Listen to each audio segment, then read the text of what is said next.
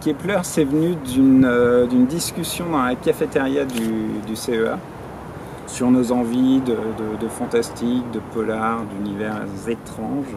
Et c'est venu d'un cas médical réel, celui de Billy Milligan, qui est un Américain qui souffrait de dissociation de la personnalité.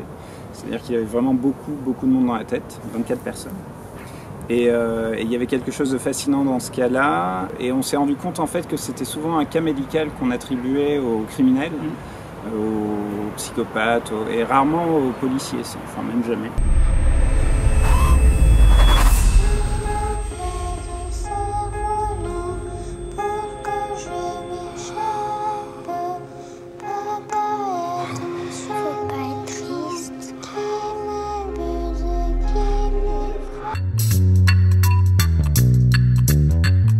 C'est vrai qu'on n'avait jamais été on n'avait jamais été en atelier ensemble. On avait vu qu'on avait des univers communs en discutant.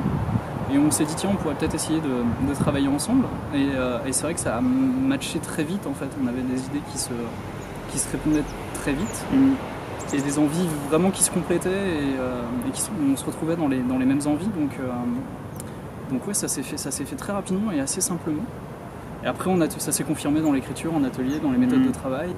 Nous, on n'arrive plus à se lancer vraiment dans une histoire sans savoir quelle est la thématique, ce qu'on raconte. Alors, quand on arrive au CE, on a l'impression qu'on va écrire un peu au fil de la plume, suivre les personnages, créer des péripéties. Et là, tous ces outils de construction d'intrigue qu'on apprend ici, c'est vrai que ça a été un langage commun, et puis on est allé piocher nos outils là-dedans.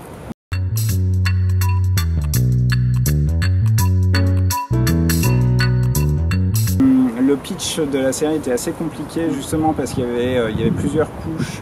Il y avait le polar, donc ça c'était plutôt la couche rassurante, mais derrière il y avait un flic fou qu'on n'avait jamais vu, et il y avait cette notion de Calais, des réfugiés. La jungle à l'époque. Voilà.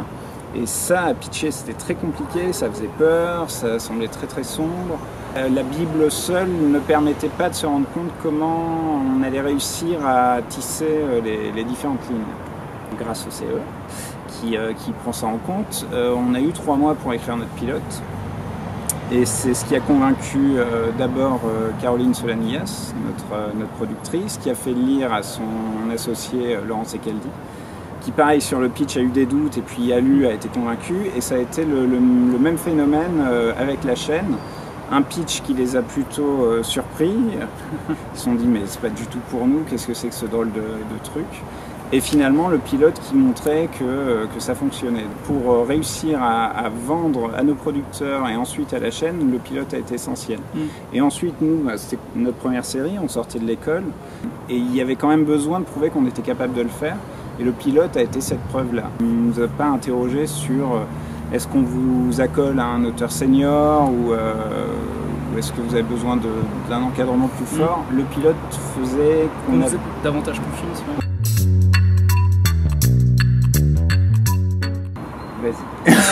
Une question. Ouais, c'est large. La principale, celle dont on parlait, c'est celle de Billy Milligan. Donc c'est vraiment le roman de Daniel Keyes qui traite du cas médical.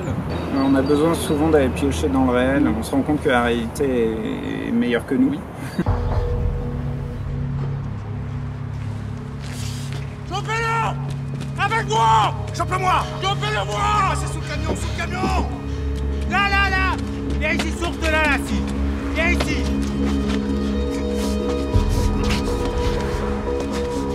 Mais où tu vas, toi? Qu'est-ce que tu fais? Mais pour qui tu te prends, hein? On adore le roman noir, le pulp, le fantastique, les références que donnait Johan tout à l'heure, c'est-à-dire Mankell et Connelly.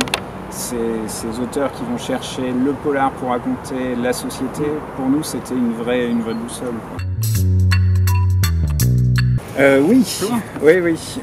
On a un tableau entier de projets. Absolument. Chez moi. Ouais. Mais le projet principal là, qui nous occupe en ce moment, c'est l'écriture d'une série d'aventures. qui est bien avancé. Et voilà, j'espère pouvoir vous en dire plus bientôt.